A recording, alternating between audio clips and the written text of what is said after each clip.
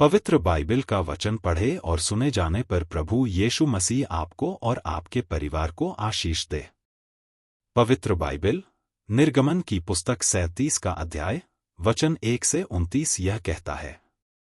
वचन 1। फिर बसलेल ने बबूल की लकड़ी का संदूक बनाया, उसकी लंबाई 2.5 हाथ, चौड़ाई 1.5 हाथ और ऊंचाई 1.5 हाथ की थी। वचन 2। और उसने उसको भीतर बाहर चोखे सोने से मढ़ा और उसके चारों ओर सोने की बाड़ बनाई। वचन 3। और उसके चारों पायों पर लगाने को उसने सोने के 4 कड़े ढाले, 2 कड़े एक अलंग और 2 कड़े दूसरी अलंग पर लगे। वचन 4। फिर उसने बबूल के डंडे बनाए और उन्हें सोने से मढ़ा। वचन 5। और उनको संदूक की दोनों अलंगों के कड़ों में डाला कि उनके बल संदूक उठाया जाए। वचन 6।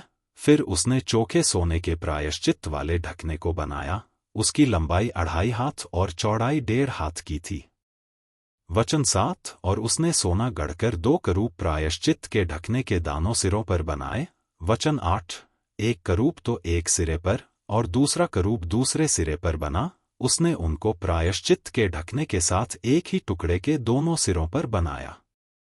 वचन 9। और करूबों के पंख ऊपर से फैले हुए बने और उन पंखों से प्रायश्चित का ढकना ढपा हुआ बना और उनके मुख आमने सामने और प्रायश्चित के ढकने की ओर किए हुए बने। वचन 10।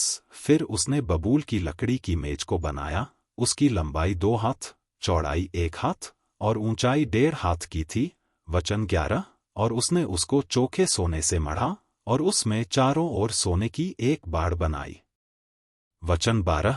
और उसने उसके लिए 4 अंगुल चौड़ी एक पटरी और इस पटरी के लिए चारों ओर सोने की एक बाड़ बनाई। वचन 13। और उसने मेज के लिए सोने के 4 कड़े ढालकर उन चारों कोनों में लगाया जो उसके चारों पायों पर थे। वचन 14। वे कड़े पटरी के पास मेज उठाने के डंडों के खानों का काम देने को बने।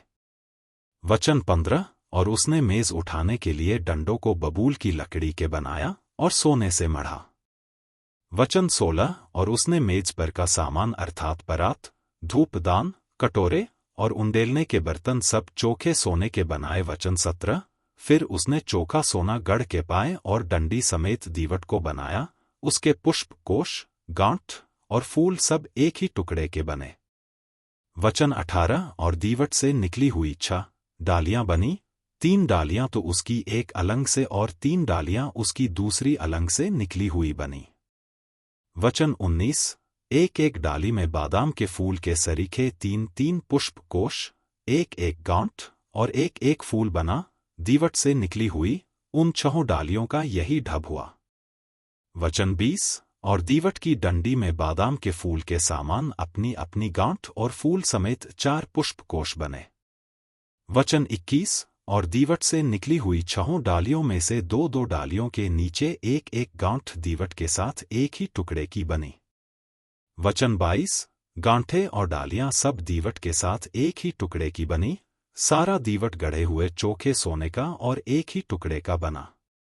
वचन 23। और उसने दीवट के 7 दीपक और गुलतराश और गुलदान चोखे सोने के बनाए। वचन 24। उसने सारे सामान समेत दीवट को किक्कार भर सोने का बनाया। वचन 25। फिर उसने बबूल की लकड़ी की धूप वेदी भी बनाई, उसकी लंबाई 1 हाथ और चौड़ाई 1 हाथ ही थी, वह चौकोर बनी और उसकी ऊंचाई 2 हाथ की थी और उसके सींग उसके साथ बिना जोड़ के बने थे। वचन 26। और ऊपर वाले पल्लों और चारों ओर की अलंगों और सींगों समेत उसने उस वेदी को चोखे सोने से मढ़ा और उसकी चारों ओर सोने की एक बाड़ बनाई। वचन 27। और उस बाड़ के नीचे उसके दोनों पल्लों पर उसने सोने के 2 कड़े बनाए जो उसके उठाने के डंडों के खानों का काम दे।